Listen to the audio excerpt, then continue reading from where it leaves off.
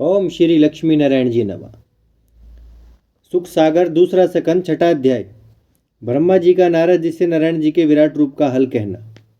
सुखदेव जी बोले, हे राजन, ब्रह्मा जी ने नारद जी से कहा कि नारायण जी के विराट रूप का हाल इस तरह है कि ऊपर के सातों लोग कमर के ऊपर, नीचे के सातों लोग कमर से नीचे उनका तनु समझना चाहिए।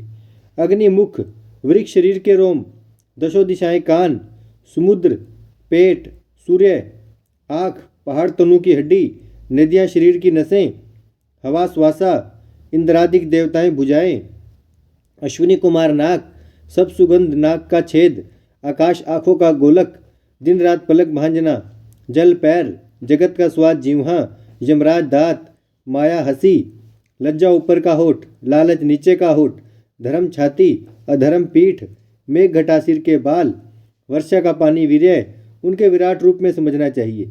इसके सिवा और सब जगत के व्यवहार इसी रूप में वर्तमान है। इसलिए तपस्वी व ऋषिवर लोग नारायण जी का प्रकाश सब जगह एक से समझकर किसी को दुख नहीं देते। हरा वृक्ष काटने से अवश्य समझना चाहिए कि परमेश्वर को दुख पहुंचेगा।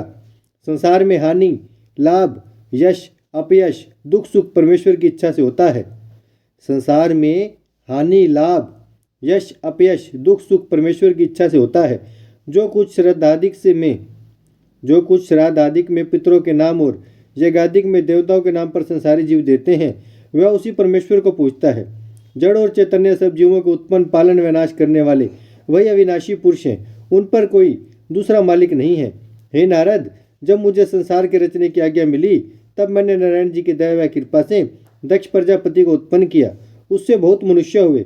उन्हीं नारायण जी के चरणों का ध्यान अपने हृदय में रखने से मुझे संसार रचने की समर्थ है।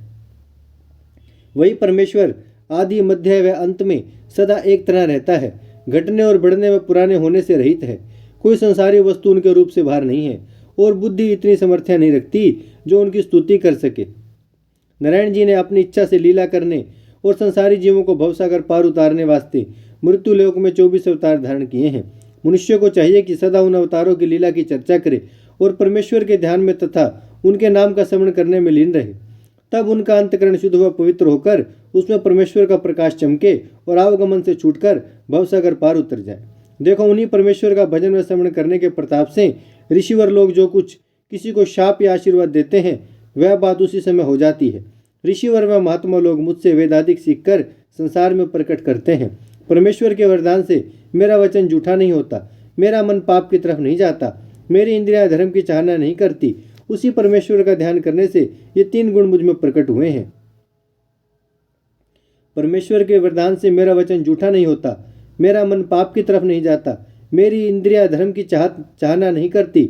उसी परमेश्वर का ध्यान करने से ये 3 गुण मुझ में प्रकट हुए हैं। परमेश्वर ने मनुष्य के सब अंग एक एक देवता को सौंप दिए हैं। सो सब देवताओं का एक एक रूप अपने लोक में रहता है और उनका प्रकाश सूर्य के समान जिस तरह पानी से भरे बर्तनों में पड़ता है उसी तरह सब जीवों के तनु में समझना चाहिए। तीसरा, उनका प्रकाश देव मंदिरों में मूर्ति का रहता है। सूर्य का प्रकाश व चंद्रमा की किरणें पड़ने से चांदी व सोना व तांबा आदि की खानें जगत में प्रकट होती हैं। जो पाप व धर्म मनुष्य से होते हैं उनके प्रायश्चित धर्मशास्त्र में लिखे हैं। यह सब हाल कहकर ब्रह्मा जी ने श्रीमद् भागवत के जो 4 मूल श्लोक नारायण जी के मुखराविंद से सुने थे वह चारों श्लोक नारद जी से कहकर बोले, हे नारद, वह परम ब्रह्म परमेश्वर निरंकार रूप किसी के देखने में नहीं आते। उनको कोई हाथ से नहीं पकड़ सकता। किसी में ऐसी समर्थ नहीं है जो उनके सब अवतारों का हाल वर्णन कर सके, क्योंकि सब जीवों में उन्हीं की ज्योति का प्रकाश है। मैं परम ब्रह्म परमेश्वर के 24 अवतारों का हाल जो सगुण संसार में धारण किए थे अपनी बुद्धि प्रमाण कहता हूँ। 7वां अध्याय। ब्रह्मा जी का नारद जी से 24 अवतारों का हाल वर्णन करना। ब्रह्मा जी ने नारद जी से कहा कि पहला अवतार सनक सनंदन सनातन व सनत कुमार का मेरी नाक से उत्पन्न हुआ। वे लोग परमेश्वर के ध्यान में लीन रहते हैं। उस तप के प्रताप से कई कल्प बीतने पर भी सदा 5 वर्ष की अवस्था में बने रहते हैं।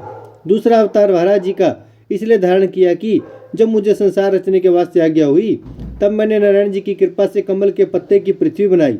सो हरण्याक्ष देते उस धरती को उठाकर पाताल में ले गया। जब मैंने बैकुंठनाथ से विनय किया कि धरती के बिना जीव कहाँ रहेंगे, तब उन्होंने वारा रूप धरकर पाताल में जाकर हरण्याक्ष को मार डाला और पृथ्वी को बाहर लाकर अपने महिमा से जल पर स्थिर किया। सो यह धरती कर्मों का फल देने वाली है। जैसा शुभ या अशुभ कर्म करे जैसा शुभ या अशुभ कर्म कोई करे वैसा फल पावे। तीसरा अवतार यज्ञ पुरुष का लेकर संसारी राजाओं को यज्ञ करने के वास्ते राह बतलाकर कृतार्थ किया। चौथा अवतार हैग्रीव का धारण करके पताल में जाकर मधु केटप दैत्य को मार डाला और जो वेद वह दैत्य चुरा ले गया था उसे लाकर मुझे दिया। पांचवा अवतार नारायण जी ने मूर्ति नाम कन्या में धर्म ऋषि वर से धारण करके बद्री केदारनाथ उत्तराखंड में बैठे हुए इस इच्छा से तप करते हैं जिसमें संसारी लोग मुझे तप करते देखकर आप भी परमेश्वर का तप का श्रवण किया करें। छठा अवतार कपिल देव मुनि का लेकर अपनी माता देवहूति को सांख्य योग का ज्ञान सिखलाकर मुक्ति दिया। सातवां अवतार दत्तात्रेय जी का लेकर राजा यदु को ज्ञान सिखलाया जिसके प्रताप से वह मुक्त हुआ और दत्तात्रेय जी ने 24 गुरु किए। उनका हाल एकादश स्कंद में लिखा है, यानी कि 11वें स्कंद में लिखा है। आठवां अवतार श्रमदेव जी का लेकर सार्वगी व जैन धर्मियों की जाति संसार में प्रकट की। दोबारा बोलते हैं इस लाइन को। आठवां अवतार श्रमदेव जी का लेकर सार्वगी व जैन धर्मियों की जाति संसार में प्रकट की। नवां अवतार राजा पृथु का लेकर अपने पिता बेन को नरक जाने से बचाया और गौ रूपी पृथ्वी को धोकर दूध के समान सब औषधियां उसमें से निकाली। पहाड़ों को जो जगह जगह पृथ्वी पर छेके थे उठाकर उत्तराखंड में रख दिया। पृथ्वी संसारी जीवों के रहने के वास्ते खाली करके नगर व गांव बसाए। दसवां मत्स्य अवतार लेकर राजा सत्यव्रत को प्रलय का तमाशा दिखलाया। 11वां कच्छप का अवतार धारण करके समुद्र मत्स्य समय मंदराचल पहाड़ अपनी पीठ पर लेकर समुद्र से 14 रत्न निकाले।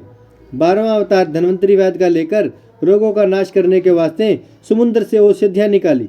13वां अवतार मोहिनी का धरकर दैत्यों को अपने रूप पर मोहित किया और अमृत का कलश जो उन्होंने धन्वंतरी वैद्य से देवताओं का भाग दिए बिना छीन लिया था लेकर वह अमृत देवताओं को पिलाया। 14वां नरसिंह अवतार धारण करके हिरण्याकश्यप को मारा। 15वां वामन अवतार धर के 3 पग पृथ्वी बलि से दान लेकर देवताओं को दिया। 16वां अवतार हंस पक्षी का लेकर शरत कुमार को ज्ञान सिखलाकर उनका गर्व नष्ट किया। 17वां नारायण का अवतार लेकर ध्रुव भक्त को दर्शन दिया। 8वां हरि का अवतार धरकर घरा से गजेंद्र के प्राण बचाए। 19वां अवतार परशुराम जी का लेकर जो दुष्ट पृथ्वी पर हरि भक्तों को दुख देते थे उन्हें मार डाला और 21 बार क्षत्रिय राजाओं को दूसरे शत्रुओं समेत मारकर उनकी पृथ्वी छीनकर ब्राह्मणों को दान कर दिया। 20वां अवतार रामचंद्र जी का धारण करके पापी रावण को दूसरे राक्षसों समेत जो गौ व ब्राह्मणों को दुख देते थे मार डाला और लंका राज्य विभीषण को देकर हनुमान जी को यश दिया। 21वां अवतार वेद व्यास जी का धारण करके संसारी जीवों को भवसागर पार उतारने के वास्ते 4 वेद महाभारत और 18 पुराण बनाए। 22वां अवतार श्री कृष्ण जी का लेकर कौरवों व पांडवों से महाभारत कराया। कंस काल यमन जरासंध आदि धर्मी राजाओं को मारकर पृथ्वी का भार उतारा। संसार में बहुत सी लीला की जिसका वर्णन 10वें स्कंद में लिखा है। 23वां बौद्ध अवतार लेकर दैत्यों का यज्ञ करना वारण किया। कलयुग के अंत में 24वां कलंकी अवतार धारण करके तलवार हाथ में लिए हुए नीले घोड़े पर सवार होकर अधर्मी व पापी लोगों को मारेंगे और सत्युग का कर्म संसार में आरंभ करके धर्म की वृद्धि करेंगे। हे नारद, 24 अवतार का हाल अपनी बुद्धि के अनुसार हमने तुमसे कहा। जो ज्ञानी मनुष्य परमेश्वर को अच्छी तरह न जानता हो उसे ज्ञान प्राप्त करने और मुक्ति पाने के लिए इन सब अवतारों की कथा व लीला अवश्य सुनना चाहिए।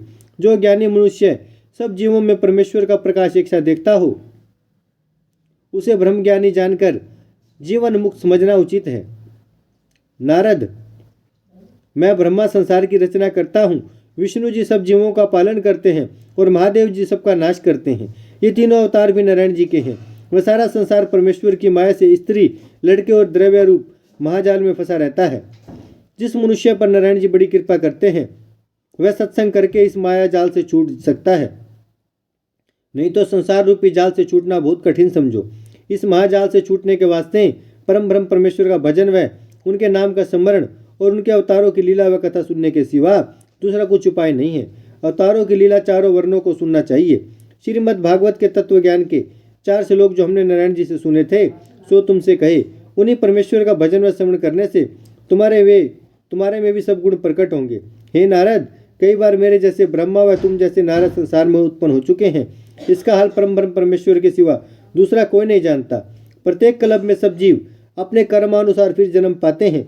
जिस देश में देवस्थान नहीं होता, परमेश्वर की कथा नहीं होती और जिस घर में कोई यज्ञ और होम नहीं होता, वहाँ कलयुग का वास अधिक होता है।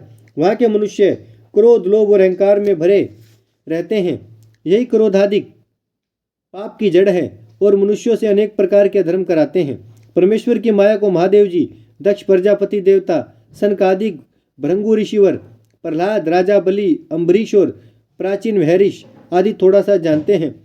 जिस जीव को अहंकार नहीं होता वही परमेश्वर की माया से छूटकर भवसागर पार उतर जाता है। जो लोग हरिभक्त होते हैं और परमेश्वर की शरण में रहते हैं उन पर माया का कुछ वश नहीं चलता।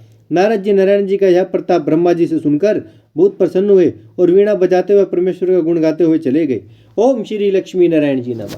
भजमन नारायण नारायण नारायण, श्रीमन्नारायण नारायण नारायण, लक्ष्मी नारायण नारायण नारायण, सत्यनारायण नारायण नारायण, भजमन नारायण श्रीमन्नारायण, लक्ष्मी नारायण सत्यनारायण, भजमन नारायण नारायण नारायण।